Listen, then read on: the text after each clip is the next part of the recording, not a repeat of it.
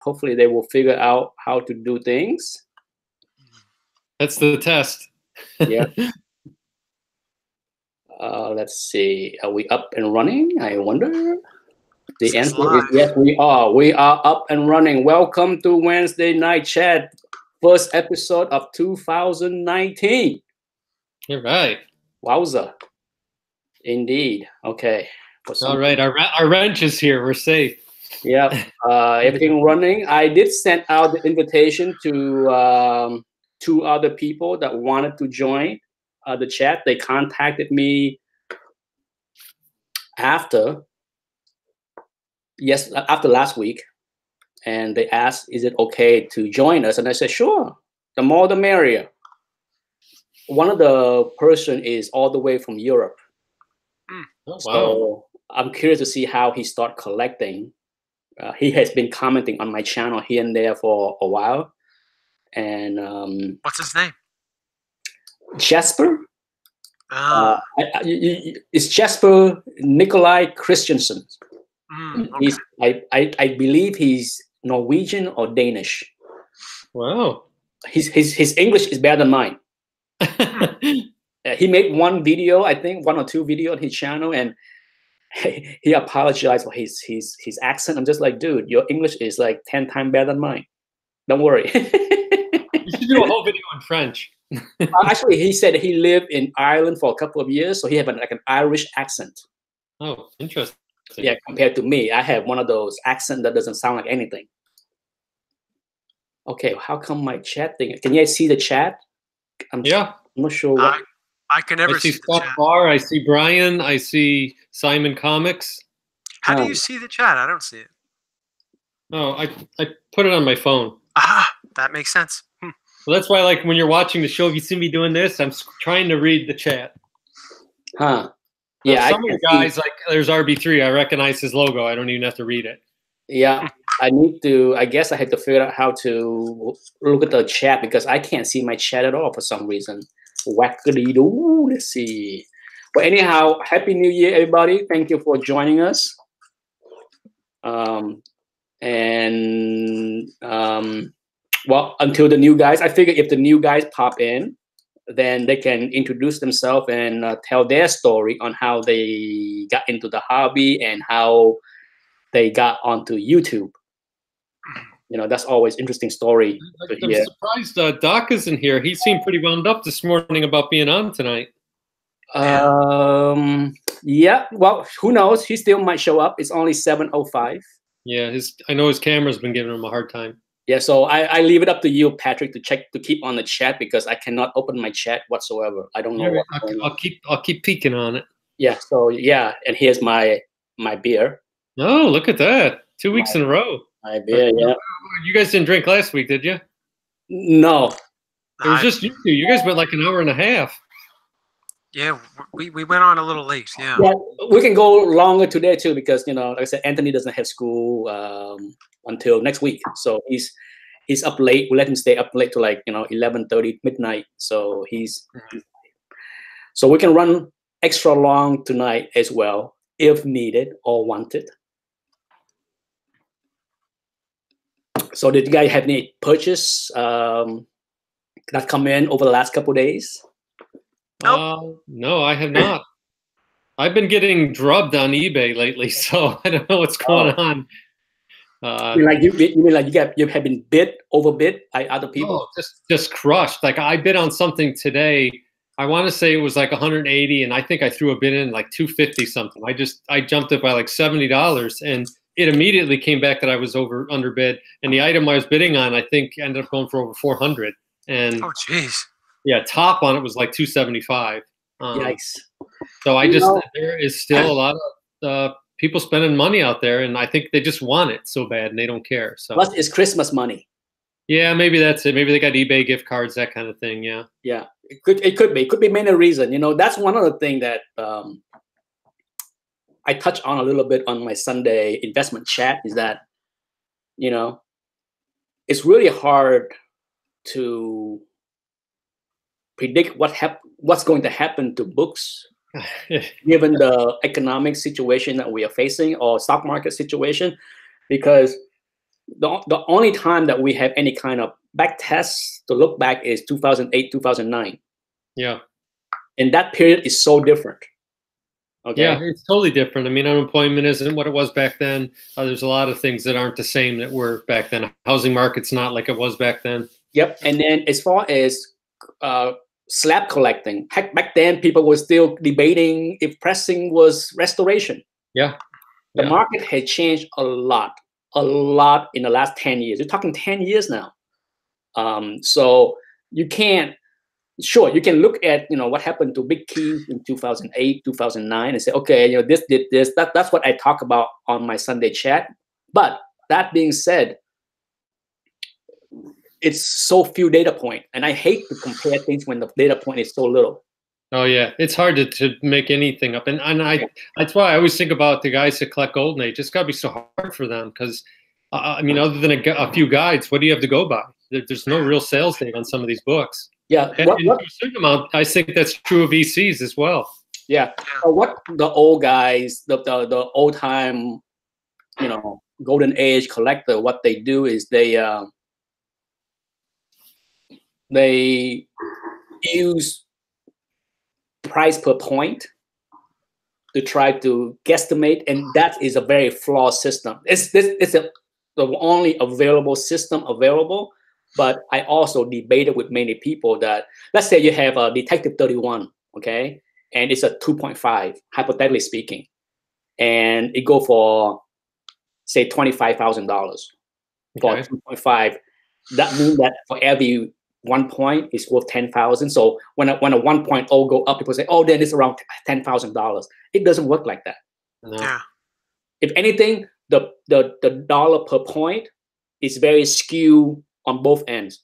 Yeah. The higher the grade, the dollar per point shrink quickly, and the lower the grade, the price per point jump, right? So a 2.5 would go for 25,000.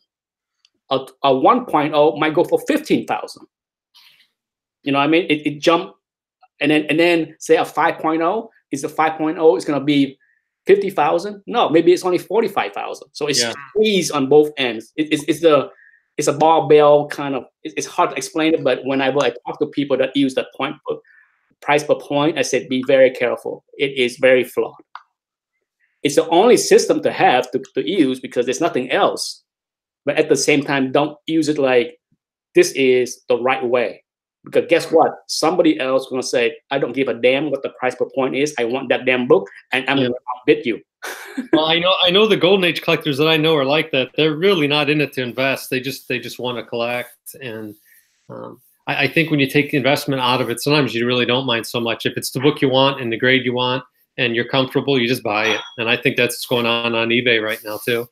Yeah. So given what we have, it's hard to tell it will be very interesting for sure. What's going to happen with the economy, the stock market, and the hobby in the next 3 to 6 months could be very interesting to watch. The thing I'm going to be most interested in, I want to see what the market does after Endgame comes out. Yeah. What's going to happen? Because if you think of it, really, when Iron Man came out, that started this whole thing off to the crazy. I mean, if you look at the prices from when that movie came out, and it pulled everything up with it. It pulled DC, it pulled all comic books up with it. What's going to happen when that movie ends? And right now, there's not a clear, showing of what they're going to do afterward. Yeah, I don't know what's going to happen. Well, I hope it's not like you pulled a stopper out of the bathtub. Well, for sure, we know. Well, I guess the books that I'm most interested in is going to be Iron Man 55, just to see how it can hold up. If it can hold up, that's the big thing, because we already know that some other books, just like Captain Marvel, is going crazy still. Yeah. Even where the story and the art is not all that great for her first appearances, first power, all that nonsense. Well, when she first got her power with Gil Kane is a great book, but the one with Gene Colan, the art was not all that, and the story is not all that. Very good. And even her appearance is pretty good though. 3 panels or something, it's ridiculous. That book is going for crazy money, and so you know, but outside of that, the hot market for TV is near dead. Yeah. It's near dead. I don't care what people say about hot stuff. Has anybody even talked about anything from the DC universe that's appearing all the TV shows that they're doing, like Teen Titan? Nobody talks about that stuff. No, I haven't heard a word. Yeah, nobody talk about that stuff. So to me, the TV related market is dead on arrival. That's the term I just used, DOA, because there's still people that care. Okay, I'm not saying that nobody care, but unless a lot of people care, the market is not going to move. Well, think about people got excited over Black Lightning. That price jumped. The first appearance of Cloak and Dagger jumped. Yeah. Did that show even come out yet? Yeah, first season already came and went. Yeah, I never saw it. I never even heard about it. I did not see it. I did not watch it. I heard positive review, but I have a hard time caring or wanting to see it because it was never the two characters. I think it was made for young kids, really, that look up to older teens. Yeah, it's not my kind of TV show. Even though I like the two leading actors, the young leading actress in that show, Heck Anthony and I used to watch it on Disney Channel. Oh, and we saw that's the other thing to see what happens when Disney starts pumping out its TV shows. Oh my God! See which direction they're going to go with it. Are they going to go with Mickey Mouse kind of softness, or are they going to let the characters be the characters? Good question. They tried to do a Moon Knight the way Moon Knight was done in this hard reboot. Yeah, I don't know. I don't know if DC could put that on. From what I heard is that look, you hear a lot of people talk about, Disney is not going to pollute their PG-13 brand with anything. So I don't know. You got to understand, Disney owns a big part of Hulu. Yeah. So there's a lot of talk about how they may kick some of the adult shows into Hulu because Hulu is like Netflix. It needs content too. Yeah. And I'm not a big fan of many Hulu shows. I can't think of any I've watched. I watched a couple. The most famous one I watched that a lot of people like that I cannot. I have watched every episode and I try. At best, it's okay. I would make a review of it because it just doesn't thrill me. The Handmaid's Tale. Have you heard that one? Yeah, I've heard of that. Yeah. That's the one. That's the big Hulu hit. Yeah. And I have a hard time. Like The Village, kind of. M. Night Shyamalan's The Village. Oh, the Handmaid's Tale. Yeah. Jose is there. That's the big Hulu hit. Yeah. Jose, if you're listening, you need to turn down the volume on your screen so there's no. What's up, buddy? Hold on, let me log off of the YouTube. I was watching you guys. How you doing, guys? Good. Introduce yourself. Hey, my name is Chino. My real name's Jose. My name is Chino. I just began collecting again. I have been collecting for since I was a kid, and I stopped for about 6 years, and I got heavily back into it this last year actually. So. And since this is your first time, give us your background. Like, when did you start collecting, and then when or why was it that you got back in just last year? I started collecting when I was a little boy, man. I think I was about maybe 8 when I picked up my first comic book. It actually was X-Men #1 at a thrift store. So so I picked it up, and me and my younger brother, we got into it. And then I had an uncle that was into comic books. So he started bringing me like Spawn 1 and all these other comic books back in the 90s for my birthday gift. So then from then on out, I just started collecting. I started getting heavily into the cartoons, the X-Men cartoons, Spider-Man and all that. And I just collected for a good while. And then as I grew older, I'll be honest with you, when I turned 20, 21, my attention was to females. Yeah.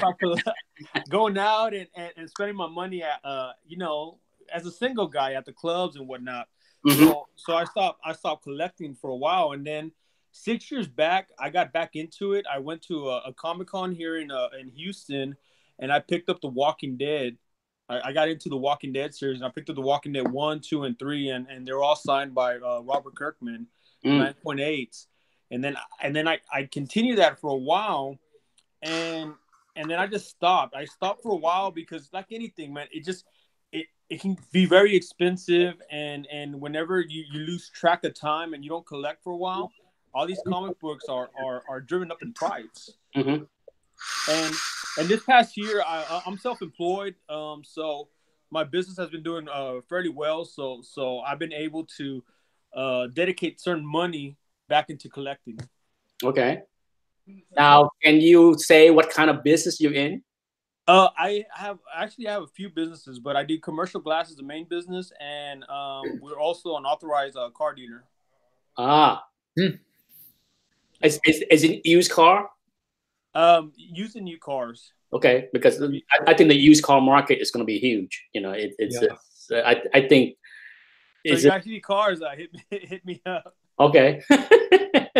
Well, if based on what you said, then you are the baby of the group. Maybe, yeah, I think so. Because you came in when after X-Men 1 and Spawn came out, right? So yes. I'm guessing that you are, well, because Reaper was in his high school year when he was seeing those books, right? Right, Reaper?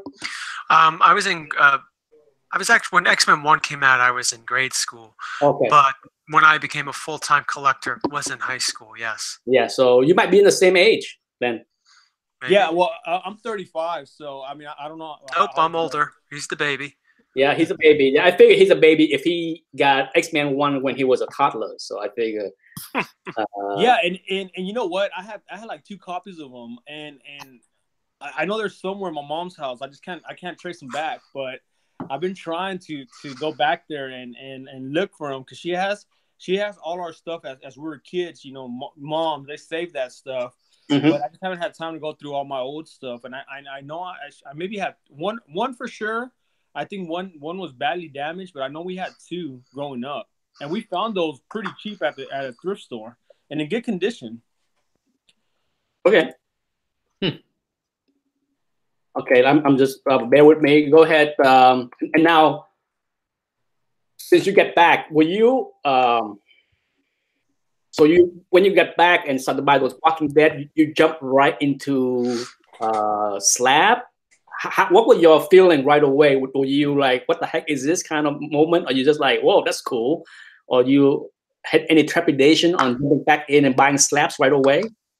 No, we went to the con and at the time, I think the Walking Dead had been out for about a year. I think they were barely going to season 2, and I saw the books, and at the time, I started collecting the Walking Dead series online through the website, and when I got there, I saw the books, and somebody was like, "Hey, man, are you a collector?" And I'm like, "Oh, I have a whole bunch of books," but I just kind of stopped. And I was talking to a guy, and my brother was like, "Look, they got these books, and you know, it's 9.8. It's signed. It's you know, there's only like 800 copies, I think, of the first print, and they were just trying to make a sale. I think we just came in at the right time. And when the guy proposed the offer, he wanted about, I think, $5,000 at the time for those 3 books.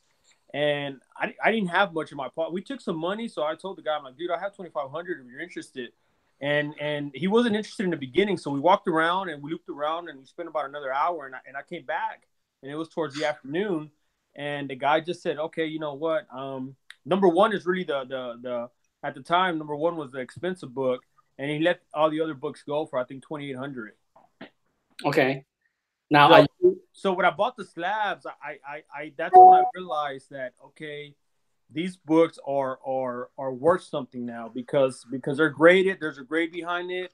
And I started doing my research, and then that piqued my interest even more because it's a good hobby, but at the same time, you know, what I'm investing in is not only something that's just throwaway money. It's money that I'm putting aside. In essence, for my kids or for an emergency or a rainy day. Mm-hmm.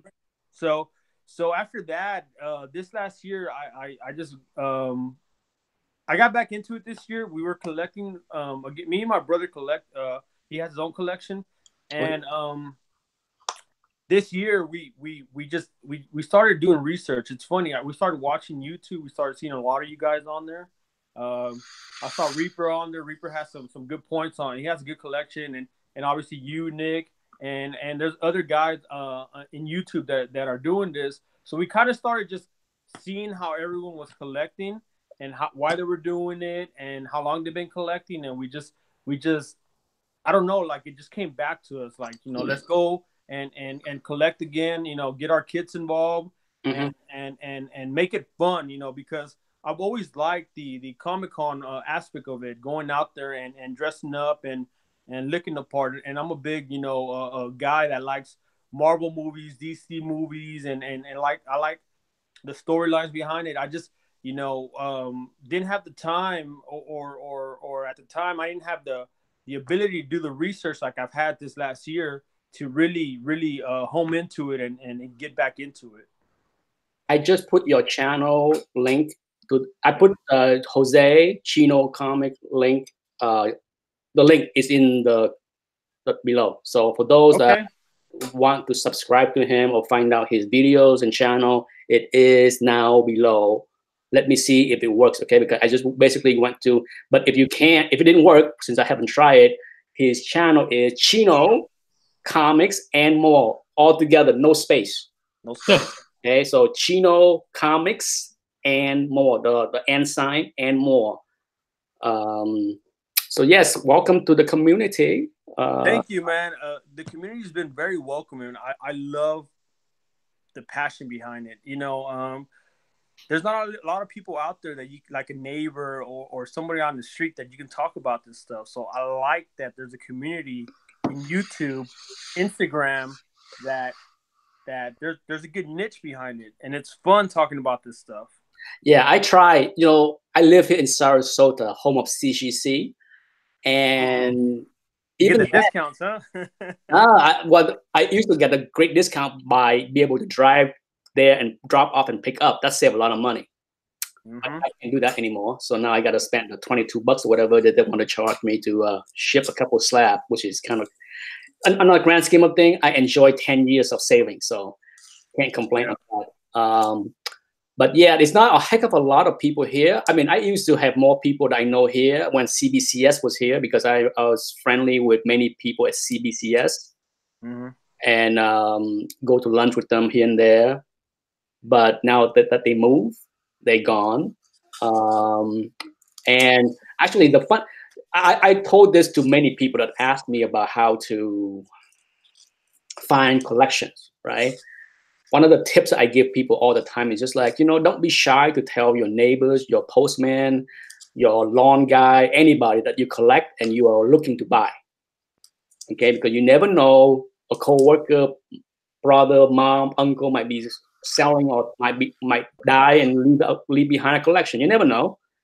So never shy to spread the words that you are collecting and you're looking to buy. That's I did it just this weekend. I was at an antique shop, one I hadn't been to yet, and a lady behind the counter said she just last week bought a 10,000 comic collection. Wow. It's probably newer stuff that I wouldn't want, but at the same time, I let her know that I'm a collector and what I'm looking for, and we'll see what happens, because that just walked through her door. So that's Nick's right. If people don't know that you're into it, you'll never find out. Exactly. And usually the way it happens, say, "Oh, you collect comics? I wish I knew. My brother just got rid of 20 boxes last week." That's how you find out normally. It's not, "Oh, my brother's got 20 boxes. You want to buy them?" Nope, they're gone. They're all stupid 12 centers. You wouldn't have wanted them. They were old. Yeah, that it's funny. When we got back into it, I network a lot. So yeah, you're right about that. I asked now. It's just like I'm letting everyone know that I collect. So all my friends on Instagram, it's funny because I just been promoting, what we're doing, because it's the way we look at it is we want to network. At the same time, we want to pique our friends' interest into this. It's something to talk about outside of sports and basketball and TV, Game of Thrones. So we're doing this because a lot of people have been asking, and at the same time, they've known that we've been collecting. But now everywhere I go, you know, I'm promoting this because, you know, that I'm a collector and I collect for the same purpose, that I'm trying to find, you know, people that are thinking these items are not worth anything, even if they're not worth anything. You know, it's the hunt of chasing these comic books down. It's just fun. There's a good like adrenaline rush you get behind it. I don't know if you guys get this when you go to different comic book stores. I don't know where everyone's from, but we're from Houston, so we have a few out here.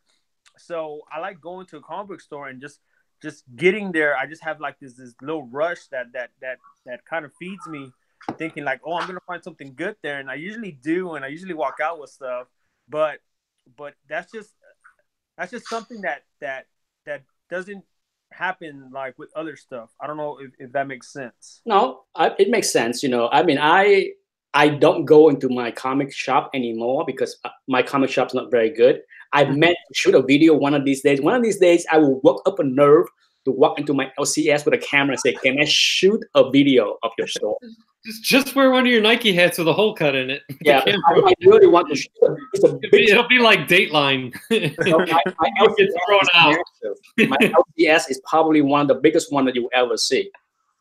But like 1,000 square feet is devoted to game playing. You know, they have like so many tables of role playing games, and they have 2/3 of the store. Well, 1/3 is game table for playing. 1/3 is all these little figurines and Funko Pops. And dice and all that stuff. I mean, it's rows and rows and rows and rows of these things, right? They're beautiful to look at. I look at all these little. They're so expensive. My God, these little figures of like this, like, you know, $10 or whatever, but there's like hundreds of them. Hey Nick, well, they would have more stuff if you didn't buy them all out, man. You know, and then 1/3 of the store is, of course, comic books and trades. And when you go in there, it's awesome, but at the same time, I'm just like, there's nothing here for me. I'm just like, they have a few slaps on the wall that are faded because they just leave it there, and they didn't care. And so, yeah, so that's why I have never shot a video of that store, because I felt like if I go in there, the vibe is gonna be so negative. I would be like, oh, this is my store, it sucks, you know, and then they're gonna ban me forever. So, but that's funny. Back to the story of telling everybody, my postman is my neighbor, right? So for years, he loved the fact that I ship comic books and buy, because occasionally I would show him the books that I bought that he delivered. Because he loved Golden Age, he loved old stuff. So whenever I buy something Golden Age, and I know it's Golden Age, I open the package right in front of him. And then he would like take a look. He'd be like, "Oh, this is so awesome!" You know, we talk Star Wars and all that stuff. Show him the CGC boxes that he broke his back carrying in. and last week he came to me, "Nick, I'd love to hear this." He said, because at the end of my street is an office building, like a big office complex, like 3-story high, you know, with a bank. And they said, "Guess what? I found a collector. You know, somebody that you might want to talk to." He said, "I just deliver a mail to a guy." I said, "No, I picked up a package from a guy that worked as a bank manager down the street." Oh. And when I picked it up, he insured for $10,000. Wow. And that so he said, I had to ask him, like, what is this registered book that I picked up? That what this box that's like worth $10,000? He said, 2 comic books. How do you say that though? You know, that's like yeah. Well, so he's like, "Nick, right away, you know, I asked him permission to like tell you this, so that when I tell you, depend on if you want to, I will pass your info to him, and then you two can hook up. It's only a block away. You can walk down there and say hi, have lunch." Yeah, but he's a banker. You can talk about that too. Yeah. So I told him, tell him I have cash ready to buy. No need to ship. No need to spend the money shipping. No. Daddy, come to Papa, okay? Daddy got money. Bring me the collection. I don't know if I'd phrase it that way. That might creep him out. I'm like, is this guy old? The phrase "Daddy got money," I would leave out. Oh, is an older gentleman, have comics to sell? Interesting. Very nice. Just show up with the Iron Man apron on and nothing else.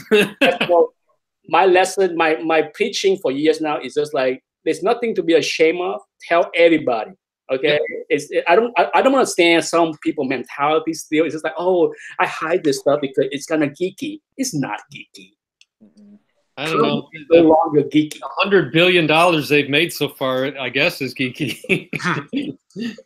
Yeah, so I like it. I'm lucky that as long as I have been in the hobby since 1981, I never feel ashamed of it.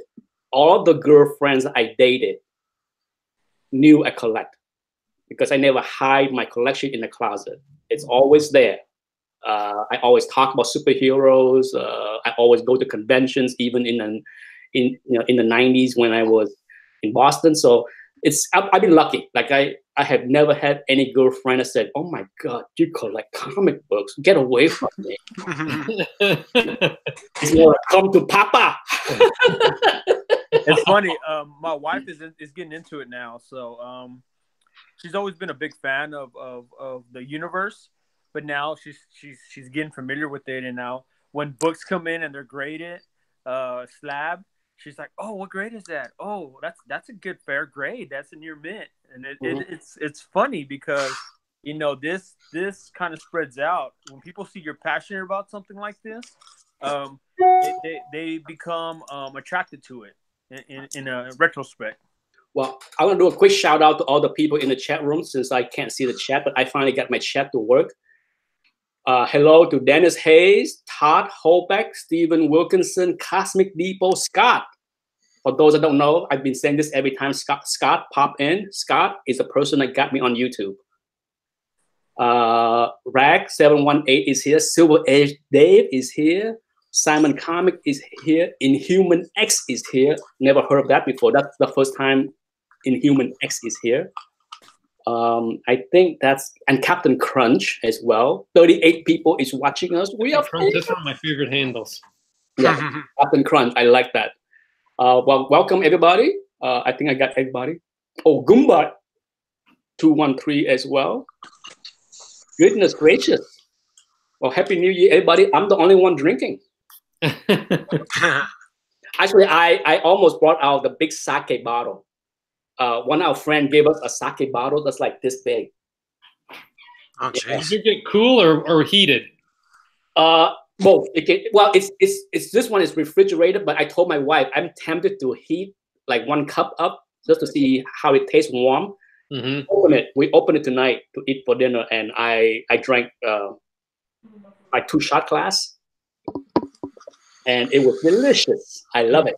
So yeah, we had it's like a giant, bigger than any champagne bottle I have ever gotten. So somebody loved us. Somebody said you're a bunch of drunk. So here's a big sake.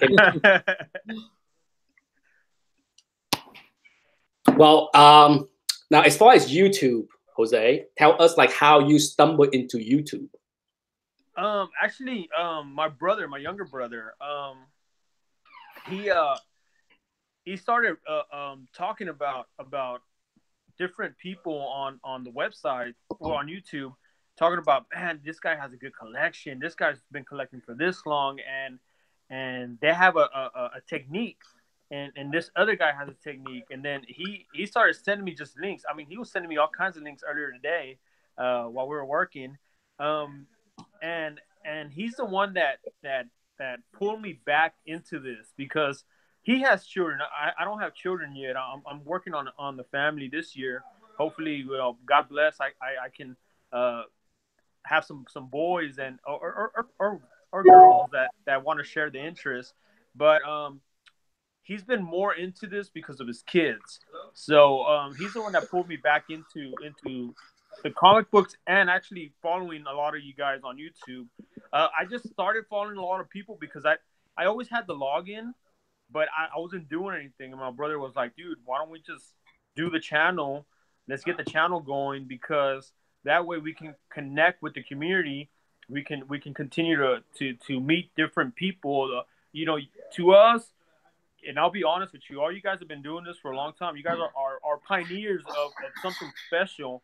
So I look up to that. I look up to how you guys have collected your insights, and I take all that and I try to absorb it so I can work it and manage it to however I need to, so I can look for these deals and it makes sense. I mean, I come from business, so I got to analyze it from a business perspective, but you guys have that insight, that I can relate to now by using, how you guys collect and the way you see things. And a lot of you guys, man, have a lot of different just ways of collecting, and I kind of, puzzled it together, and I'm like, oh, that makes sense. I never thought of it from that perspective, because again, it's a whole different ball game.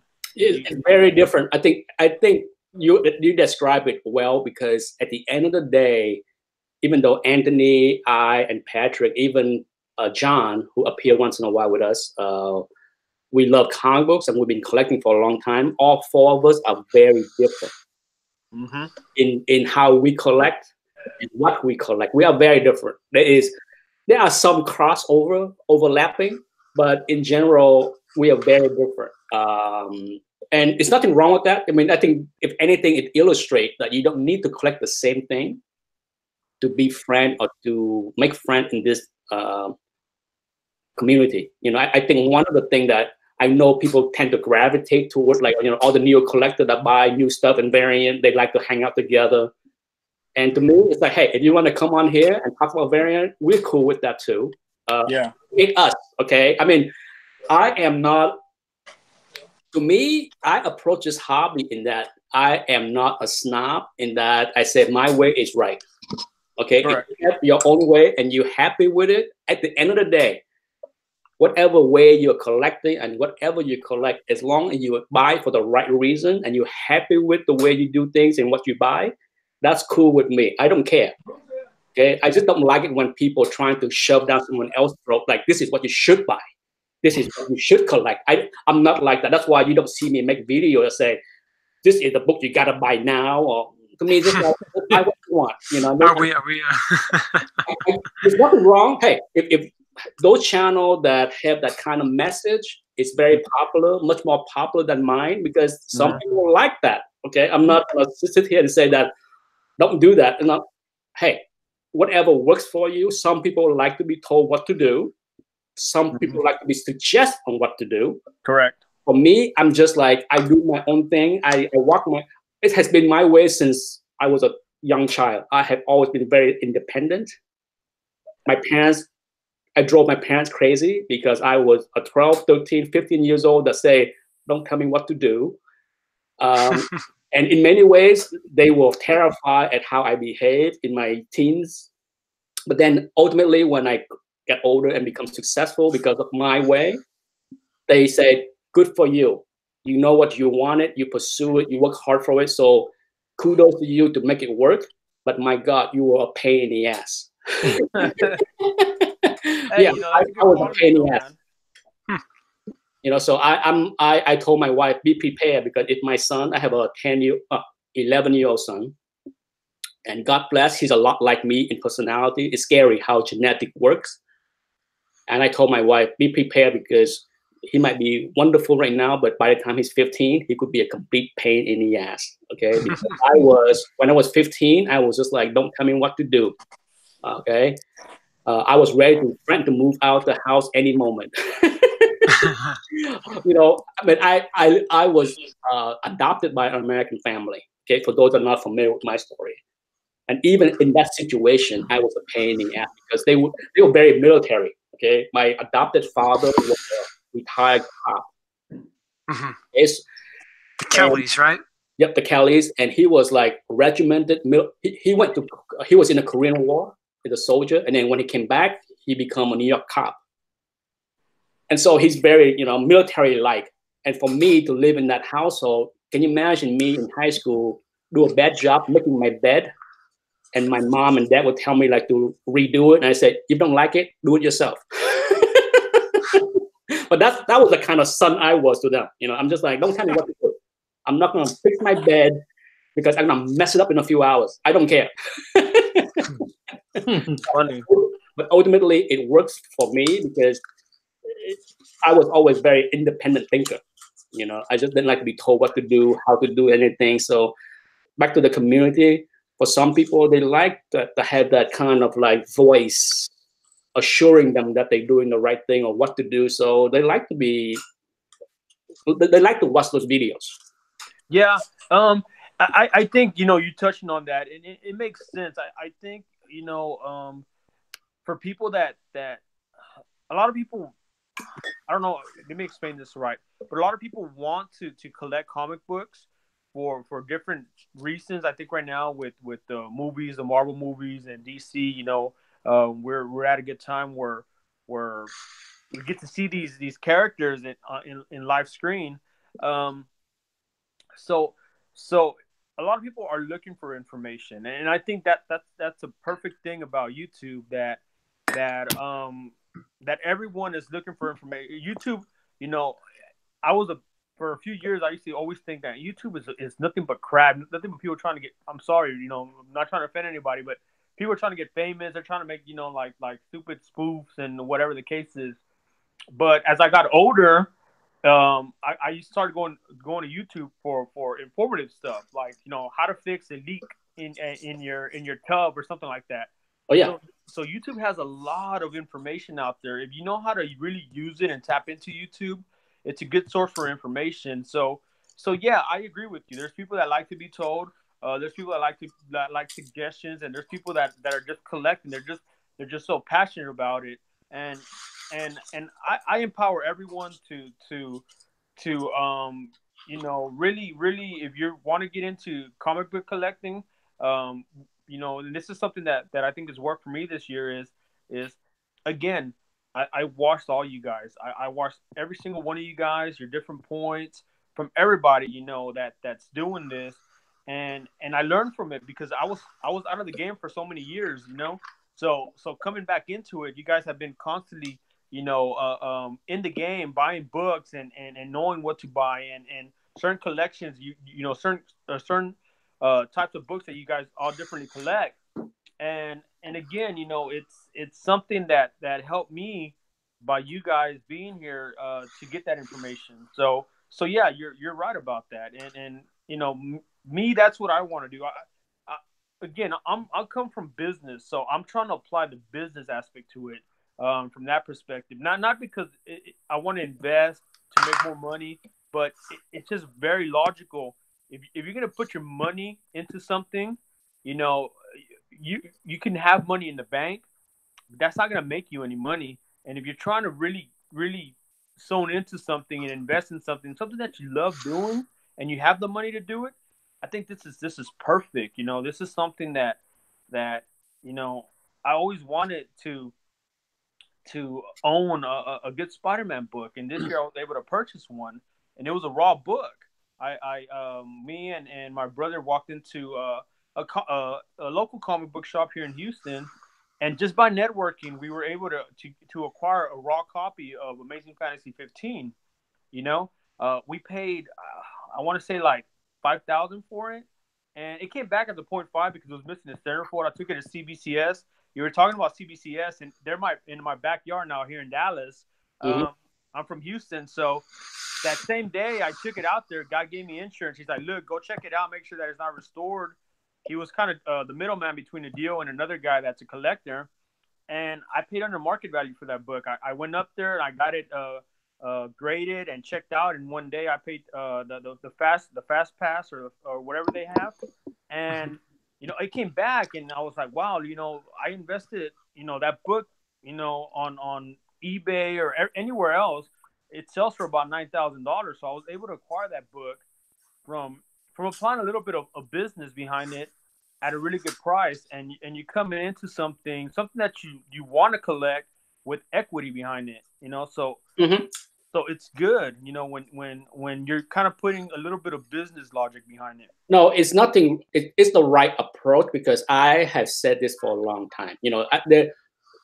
I talk about that on my channel quite often. Is that there are the opposite spectrum of this hobby is those that buy for pure love of the hobby. They don't care what the value is. They're never gonna sell. That's one extreme spectrum. The other extreme is those that's in it for the pure money. Lippers, yeah. Okay, for the pure flippers, hyper, hypester, they hype things, they pump things, they flip things, they hunt all day long, and they just sell for profit and left all the way to the bank kind of guys. That's an extreme. And then many of us fell in the middle. Okay, the middle is people that buy some stuff because they love, they don't care what the value is. It could be worthless, doesn't matter. And then they own some stuff that worth a lot of money. And I'm in that middle part where I'm saying, there's books in my collection that I bought that most likely will never go up. If anything, I probably lose money if I sell it. But I don't care. I love to have those books. I enjoy to have them. And the depreciation in them are more like the cost of fun to have them. I don't mind to have that cost of fun in them. And then they have big books that I bought for investment or flipping reasons. And I approach it with money in mind. I have said this many times to like Patrick or Anthony, like I'm not going to put $5,000 or even $1,000 on something for the sake of loving something. It better make me a return. Yeah. Okay? I can buy something for $25 or $50 and don't give a damn. But when it's like $1,000, it better do something more than I love it. Okay. I can do a lot of things with $1,000 or $5,000 or $10,000, and it's not because I just love the hobby. I love the profit, the money, the investment, the profit potential, the investment return down the road. There's a lot of things that doesn't have to be flipping right away, but it better have a lot more than just because I love the book. And there's nothing wrong with that. I only frown on people that think there's something wrong with any of the three spectrum. Okay, if you hate flipper, why? Why does it matter if they sell books and you don't want to sell? Correct. It's their book. It's their book. At the end of the day, it's always other people's book. They can do whatever they want with it. And I think that's the same thing with people that hate slabbings. I know many people that slabbing is stupid. I'm like, it's not your book. None of your business. Okay, you can go on YouTube and talk trash about CGC and CBCS and slabbing is stupid. You're trapping the book in the case and blah blah. You can't read, blah blah blah. Guess what? It's not your book. Mind your own business. It bothers you so much. Buy the slab and crack it out. But the problem with social media is a lot of people just like to be in other people's business. Yeah, well, you have a lot of negatives in social media. I mean, I'll be quite honest with you. A lot of people, they just wanna hate on something. They're just so negative about things instead of seeing. I try to see the positives and negatives and everything. Everything that I do, I mean, I make mistakes, but out of those mistakes, I got to find a positive. And I'm never really bashful about anything, because I was raised into like respect and like you said, mind your own business. If someone's doing something that is not messing around with me, then I shouldn't get involved. Obviously, if I see a guy hitting a girl, then yeah, I'll jump in and be like, hey, dude, you don't do that, because you have morals or whatever behind it. But I'm a firm believer that everyone should support each other. If everyone starts supporting each other and everybody starts just being generally nice to each other and just seeing positives and everything, we wouldn't be in the position that we are just outside of comic books, on socialism, or people that are antisocial, because there's so much to offer, so much insight to offer when you're just positive about things. Mm-hmm. Now I saw I have not watched all of your videos, but have you do a videos of what your wish list is for 2019? Yeah, I'm actually working on that list because, man, I see everything that I missed for so many years, and I'm big on doing research, and I have some books. Obviously, I'll tell you guys some of the books. Obviously, I want to get Fantastic Four #1. Mm-hmm. I actually enjoyed the movies. Some people will probably say like you're crazy, but I liked them. I thought they were good, except the last one. The first two I liked.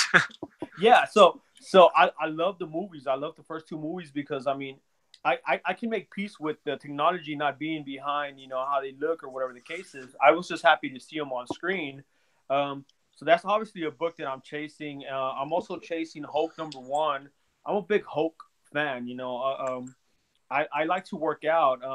I'm not Hulk status, but like I like to think like the Hulk. You know, I like to think like, man, I can lift a lot.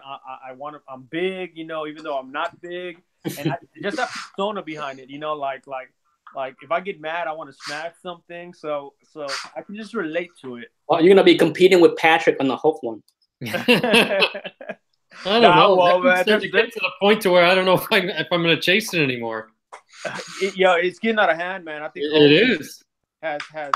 Is one of the books that I've been looking at. I've been tracking it everywhere, and man, it's just, you can't find that book even at a 1.0, 2.0 under $10,000 right now. Yeah, I know the more than I'd want to spend on that book.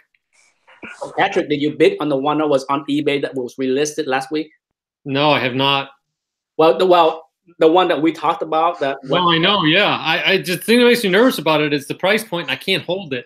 And then it's well, it 2 weeks ago it ended up like near 13,000, right? Yeah, and then it didn't sell, obviously. And it was. What was the point? What was the grade? It's about. I say it's raw. Yeah, it's raw, and I think it's. It's in my Got the Hair video. Okay. I think it's about a 3.0-ish. Yeah. But it didn't go, whoever it was that won it for near 13,000 or around 13,000 didn't go through. So they relisted and the book ended up 11,000 something. Oh, wow. Always, trust me, whenever the book's relisted, it's always go cheaper. Okay. Yeah. I've been there with my AF-15. Anthony been there. So Patrick, you should have given it a shot if you're willing to pay 11,000 for it, because it ended up like around 11,250 or something like that. I can't remember. I was watching it. I'm just like, I think if I'm going to go above 10, I'm going to go after an Amazing Fantasy 15. Yeah. I think you're safer with that one. Really, to me, that's the only one that I'd spend over 10 grand on. Okay, so Patrick, are you going to do a top 2019 wish list? I kind of have mine, but I'm kind of pulling a Nick on it because I don't know if I'm going to publish it. well, there's already enough eyes on some of these books. He's put out a cryptic video. Like I'm pulling out that it's not just like a decoy. It's my decoy 2008. Decoy. I'm looking for House of Secret 91. Hey. Yes. It's a decoy to throw everyone off so they won't go after the books he's really chasing. That's right. That's right. Absolutely. You know what I'll do, though? It'll be cryptic enough that if you're good at figuring out symbols, you'll be able to figure out what books I'm going after. Those that follow my list of 2018, it was very cryptic, but a lot of that list is misleading because I think part of the list is like Marvel Superhero 18, the one... those two hot books, and I was just like, there's no way.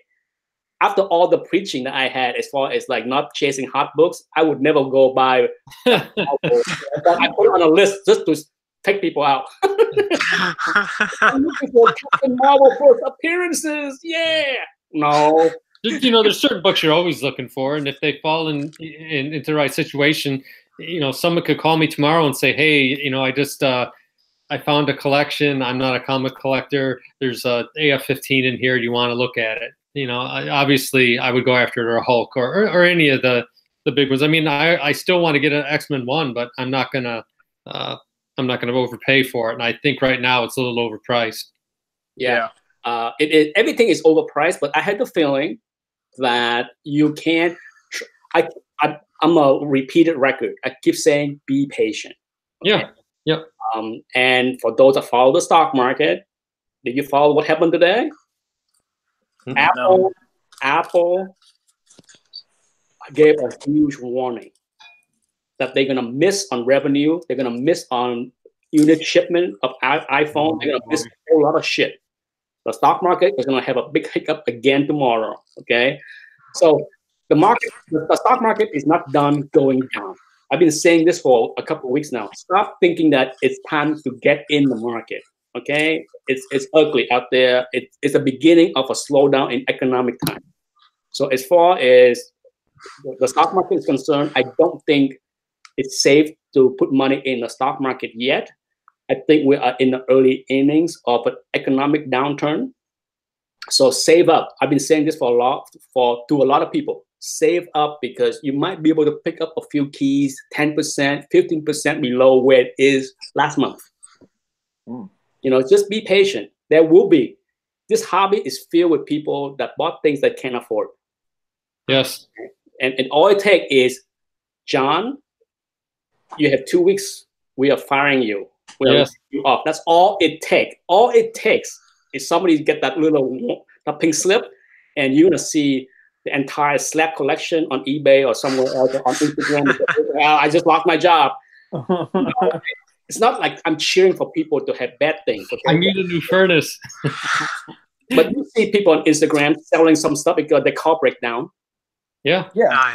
Imagine if they lose a They job. had no business buying that stuff to begin with. You see this all the time when people have like, my car broke down, I need to sell. I mean, I have people, I see people that like, oh, my cat needs to go to a vet, I gotta sell some books.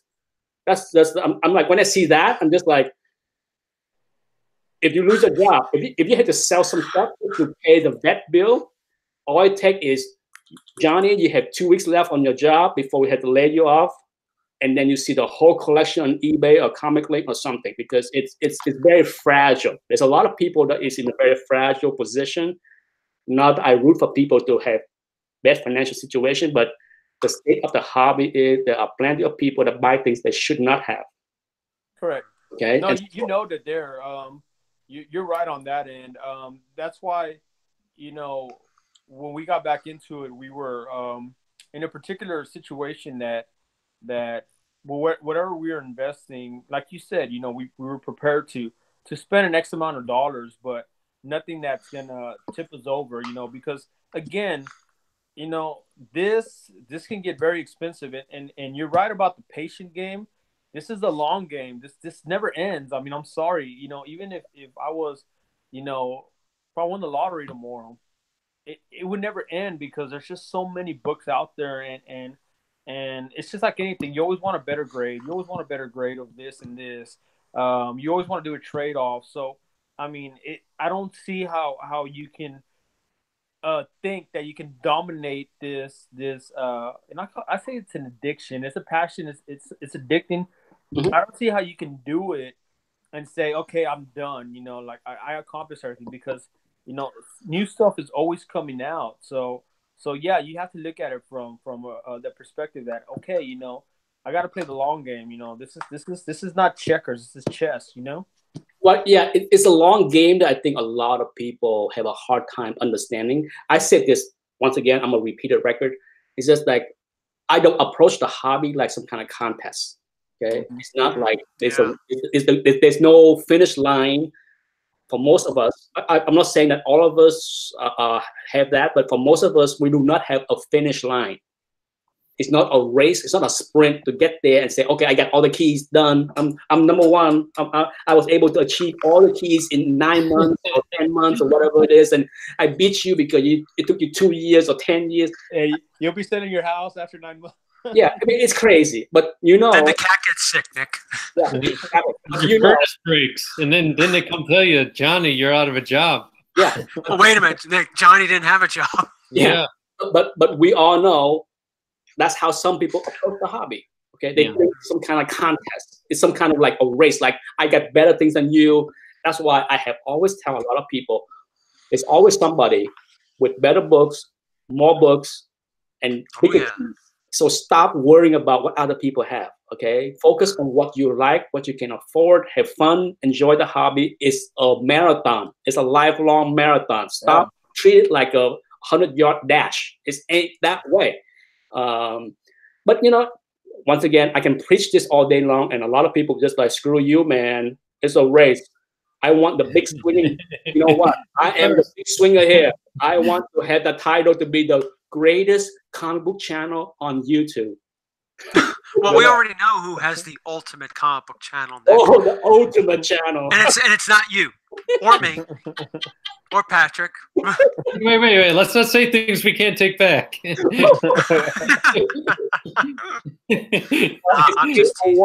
I just noticed the times fly when we have fun. So we will go over time, but thank you again, Jose, to join us. Thank you, guys. I appreciate you guys opening up the the heirs to let me join you guys, man. I'm very happy and privileged to share this spotlight, this time with you guys. And feel free, like I said, we're not going yet, but you know, if you want to, I said this before, I prefer to have like 4 or 5 people like this. It's manageable. We're not like over talking over each other nonstop. You know, just as I mentioned last week, if anybody want to participate in the chat, just shoot me an email and I will do my best to fit you in. Today, we had another person that wanted to appear, but he's in Europe. So right now it's like 1 o'clock in Europe, 1 a.m. or something like that. So maybe it's too late for him. But he wanted to appear, and I would love to hear his story because, you know, for us, it's easy access, right? So whenever I see a foreigner, like somebody like in Norway or Denmark, and they love American comic books, I'm just like, how did you stumble across American comic books? You know, especially in your teens or 20 years ago. I would love to hear his backstory. So hopefully next week he will join us and tell us his story. But you're welcome. Like I said, you know, if anybody want to appear on a chat like this, the community would love to hear your story, your backstory, how you get in the hobby, how you get into the community. Just shoot me an email. I do my best to fit you in. Okay, there's always room. Me, Patrick, and Anthony can shut our mouth and let you talk. We talk a lot over the last year, so we're okay to be quiet. You share the spotlight. That's good. Yeah, you have the spotlight, just like Jose had today, and anybody can come in here and be the main spotlight, and that's fine. Let me check the chat room real quick so that we didn't ignore everybody, since I have been neglecting the chat room. Inhuman X said he gotta go. Bye-bye. Thank you. And just as I told other people, you do not have to appear in face, okay? It's okay to join the chat room with just the voice. I prefer if they wear a Mexican wrestler mask. Like the parka?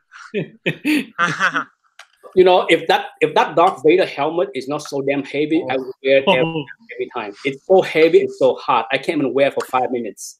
I should wear my Batgirl mask. You remember that video I made with the Batgirl mask? I still have nightmares about that, but go on. People ask in the chat room, does anybody have a Uncanny X-Men 101 for sales? Man, I knew you were looking. I sold like 4 copies this year. I sold last year. I sold an 8.5 and 9.2 to a YouTuber like 6 months ago. Yeah. I have a lot of those books raw. One of these days, another copy will go to CGC. Let's see what else. Look like there's no other outstanding question, because sometimes there's a lot of questions and I just can't answer all the questions. Cosmic Depot said he's 47 and single. You're living the dream, my friend. Living the dream. Always been single? That's different. He has more well, money. actually, I enjoy I would not want to be single. Now, I was single until I was 39 years old. Wow. So I did not get, let's say, I got married in 2004. I was 38. Take that back, 38. But I'm very happy with my family. I love my son. He's wonderful. You know, I will miss it when he go through his teenage years and be a pain in the ass, and I can see that coming. You know, he's 11 now, and in 2 or 3 years, he's going to be a complete pain in the ass, and I just hope he can go through that 4 or 5 years and come out okay. I dread Little Reaper when he's a teenager. The hurricane. He's like what you were saying earlier in the chat, Nick. Like when you were 15 and all that stuff. Little Reaper, way he is now, he's still a little too young, but the way he is now is the way I wanted to be. But I was a little more like my parents like put fear into me that bad things were going to happen to me if I acted that way. But that's who I really was, and he's free to do that, or at least for now. So I fear that if we don't get that under control, when he's 15 years old, he's already talking about his girlfriends. Oh my goodness! He's got a girlfriend at this preschool. He's got a girlfriend at that preschool, and he's a player already. My goodness! He's a player already. You're gonna have to take a put a beating on that little crazy kid. I try. He's tougher than I am. The kid laughs at me. Hey, get the Mexican belt, man. That always works. Oh my god! I told him that monsters are going to eat him and all this stuff. It doesn't seem to work. That's cool. Yeah, he laughed. He's like, "Oh." Before we go, if anybody else, well, before we go, I shot Spotlight Golden Age videos on Detective 31. Oh, I'm going to check that out. I will load that tomorrow. too bad it's not in smell-o-vision. I know. I shot it, so that will be loaded tomorrow. Because a few people have asked me, like, when are you going to show that? Are you going to make us wait? I'm like, I think it was Brian asked if I'm going to make any more videos, and I plan to. I have lots of them ready to go. yeah, Patrick has to come back. He's been I away. know. He's been on a hiatus. yeah. What do they call that? He was on sabbatical. Yes. Yeah, No, sabbatical. So I For have a semester. He was working on his. Look at that. I just see we just broke 50. Oh my good, 51. Oh, people love me. I'm famous. Hug yourself. He's bringing up the Southwest crowd. My son is never shy to remind me. Every time I talk about sub or views, he's just like, Dad, PewDiePie get more sub in 1 minute than you do in a whole year. What a comparison to Probably true. PewDiePie. It was like even my favorite when Anthony was young, his favorite was Dan TDM. You know that guy? Have you heard of Dan TDM? He No. played Minecraft and all that stuff. Anthony watched that guy forever. He's like, a British guy in his 20s. He played Minecraft. He has like 20 million subscribers, something like that. And I'm just like, Anthony, I will never be that way. Daddy does not have movie face or TV face or radio voice. Okay, I don't have radio voice or TV face, so I am stuck on YouTube. And can't help it. Not here to be famous, but I'm glad I have 53 people watching right now. My God, we are climbing the chart. It's Patrick, man. He came back and he brought all these followers. Yeah, well, I appreciate Jose join us, and if you want, like I said, the way things work, Jose, is that you're welcome to join any week. Like Patrick and Anthony would email me sometime the day before or even a few hours before and tell me I can't make it today because I had to take care of Little Reaper or some whatever. So there's Especially odd when Patrick emails you that, saying he's taking care of Little Reaper. Yeah. I'd like to be aware of that next time he does that, Nick. Anytime, send him up. Yeah, Send him up. there is no obligation. Okay. My backyard's fenced in, Anthony. I'll just turn him loose and throw some cereal in the backyard. He'll be fine. Oh, he'll destroy all the grass in your backyard. No, yeah. Coyotes back there. Maybe they'll take him in. He would love Patrick's dog. Oh, he does. He does. Uh-oh. She's right God, here. The crack Yes, in his Dave 126. Yes, Dan TDM. He's definitely in the top. I would say top 20 YouTuber as far as gamer, because at the end of the day, all the big YouTubers from like PewDiePie or Dan TDM, they target the 10-year-old.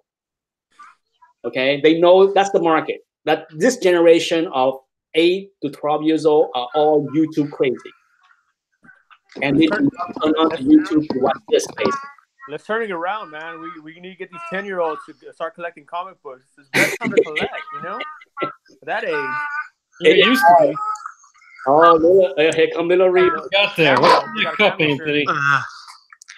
He's got a cup of something, so we got to be very careful. It's going to end up all over you. Yeah. Or on the computer. That's gonna be the next collector, the future collector. Oh, James. I got your email, and you can be. Hey, We don't have it Jose, have you looked at your channel since you came on? Who? You have you looked at your channel? No. I had it on my work computer, but I kept hearing the background, so no, I haven't looked James. at it. It'd be interesting to see how many people subscribe to you after being on. Well, all I can say is I was following. You start out with 69. And right now you have 74. Oh, thank you guys. Plus 5. Let's make it plus 50 people. Yeah, everyone jump on. Everybody on there needs to subscribe. It's the pressure now. Now you got to come out with content. Yeah, you know that's kind of James, been keep it here. right now. Keep it here. The only thing is trying to. All right, guys, I gotta get going. Okay. Okay, Take care, everyone. There's an eruption. Well, little Reaper have a little tantrum. Yeah. Yeah, Well, it's past his time. being new to this, I think the format, just coming out with the format, because again, I want to organize this. I want people to know, the channel and what they're expecting, and then I also want to surprise them. So it's just been difficult. It's been I don't know how hard it is for you guys, but just I guess talking to yourself by yourself, it's really hard in the beginning. It's not easy. It's not easy. And for me, I can tell you a little background. When I joined YouTube 6 years ago, my goodness, I, unlike many people that jump into this community and was inspired by watching other people, I was not inspired by anyone because I didn't really know the comic community at all. I made a video for a friend. I have a couple of friends that wanted to see some books in video format because I sent them scans over the years. Mm-hmm. And sometimes a picture or scan just doesn't do justice, And so back in 2012, I'm just like, I'm going to buy a camera. I'm going to shoot some videos so that they can see the books in live format, and maybe they will appreciate the book more, and they did. That's how I got on YouTube before I even knew about the comic book community. And my luck has it, a day or two, maybe a week after I load the first video, after my 2 or 3 friends saw it, somebody in the community saw it, and they refer other people. And next thing you know, I grow from there. But I always approach it with, a way to show the way I am, more so than what I buy. Like a lot of people like to do like haul videos. Nothing wrong with that. Haul videos are very popular. Okay, nobody's denying that haul videos are popular. Everybody, most watched videos are haul videos. Okay, there is no disputing that. The element of surprise, people like to be surprised. Yeah, for me, I'm just like, there's a lot more to the hobby than buying, and I was not into showing everything that I buy. So I start talking about the hobby, start talking about movies, things that I like a lot. I spent a lot of time on YouTube, to be honest. I'm a lazy bum. So I watch a lot of YouTube. I watch a lot of TV. I watch probably more TV than most people. So I have a lot of free time. So I'm like, why do I want to limit myself to talk about comic books when I spend more time watching movies or listening to music, right? So that's why I start to do like movie reviews, TV reviews, and sure, some people are annoyed by that because it's just like, Jesus, your channel has like so much crap in it. And I'm like, that's fine. Unsub me, please. Well, it's pretty easy to navigate though, because by your titles, you say what it's going to be, and you just watch it. Yeah, I mean, like I said, if you don't, if you it's don't, not like you're doing those thumbnails, clickbait to get people to click on it, Yeah, at the end of the day, I make it very clear this is the video. Like even today, I load my first movie music video thing, and I'm just like this. I'm not a fan of reaction videos because I think most reaction videos from movie to music are just fake. Yeah. And I'm just gonna make a video, tell people the music that I like to watch, and then if they like it, that's fine because that's just the way I am. I spent so much time on YouTube listening to like live performances that that's what I like. So at the end of the day, as far as your channel, Jose, over time you will develop your own style, hopefully, of what you like to do on YouTube, because then it will. I think people like to watch different channels for the different varieties, okay? And I think if you approach it like I was just gonna do the same thing, it likely will not draw more attention than doing something different. That's just my take. My take is just like, if everybody that buy new comic books on Wednesday do a Wednesday comic haul, eventually a lot of people, you maintain your audience, but you're not going to get different audiences because there's 80 channels that do the same thing. Yeah. Yeah, you have to spice it up. So no, I agree with you on that. To me, again, it's just you know, this is something that I love doing since I was a kid, and there's a lot of people like me, and they just got lost with life, you know. Mm-hmm. So when life comes into play, and you kind of forget about this, and you come back to it, you know, you just feel like a kid again, and that's a beautiful thing about collecting comic books, is that it takes me back to my childhood when you know I didn't worry about the money, the work, the job, anything, you know. So when I'm collecting these comic books, it takes you back to that place where you're just buying these things because you like reading them, you like the characters, you like the drama behind it, you like the storylines, and yeah, now that I'm older and I do have the job and I have the ability to buy these books because, you know, they've gotten out of hand, you know, it's just a plus. There's a plus behind that having the ability and being wiser and older to get back into it. And that's kind of my approach to my approach is to like to want people that haven't been doing this, you know, to get back into it, but do it smart. You know, you don't want to break the bank. You know, people, like you said earlier, people are trying to get all the books right now, and they're putting their mortgages in the line. They're getting home equities and whatever.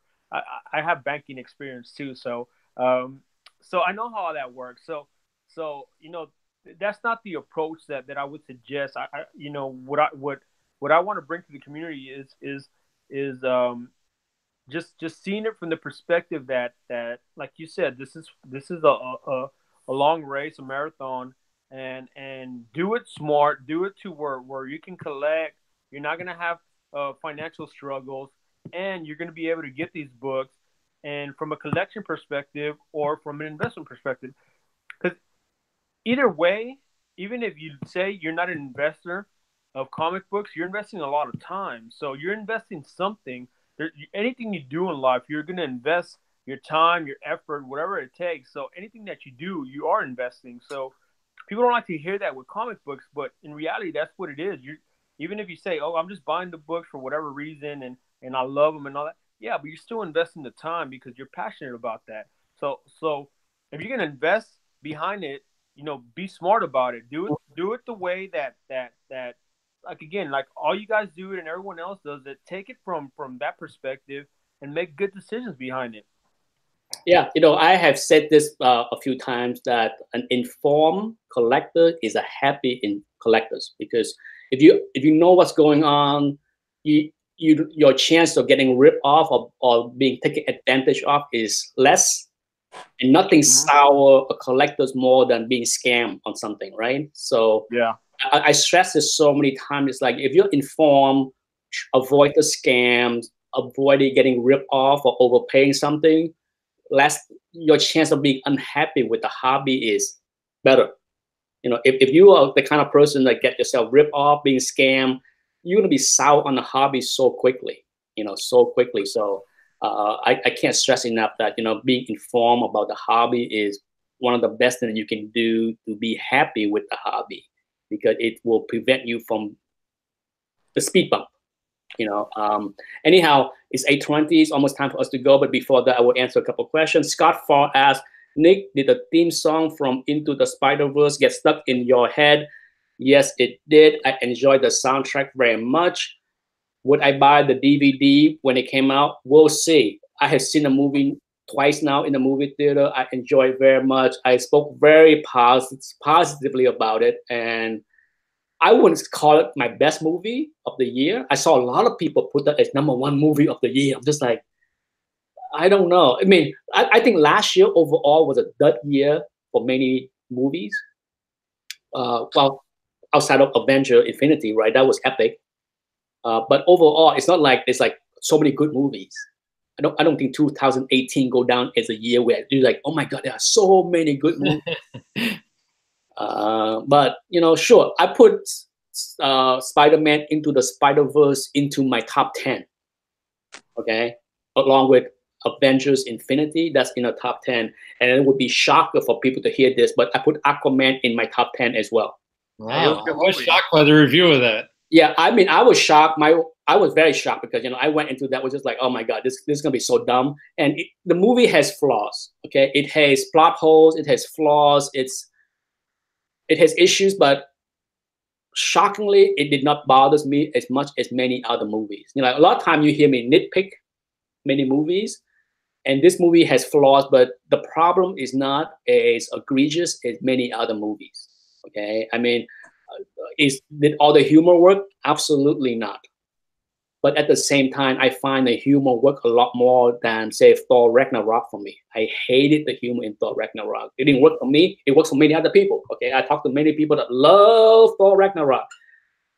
Not for me. My son was the same. I saw with my son with both. I was like, But he and I like Aquaman more. So he has more of my style of humor. So overall, I put my top 10 movie, I put Aquaman up there as well as Infinity War and even Spider-Man Into the Spider-Verse. But it would be hard for me to come up with the other 7. Quiet Place up there for sure. I put Quiet Place in the top 10 as well. I like that movie a lot.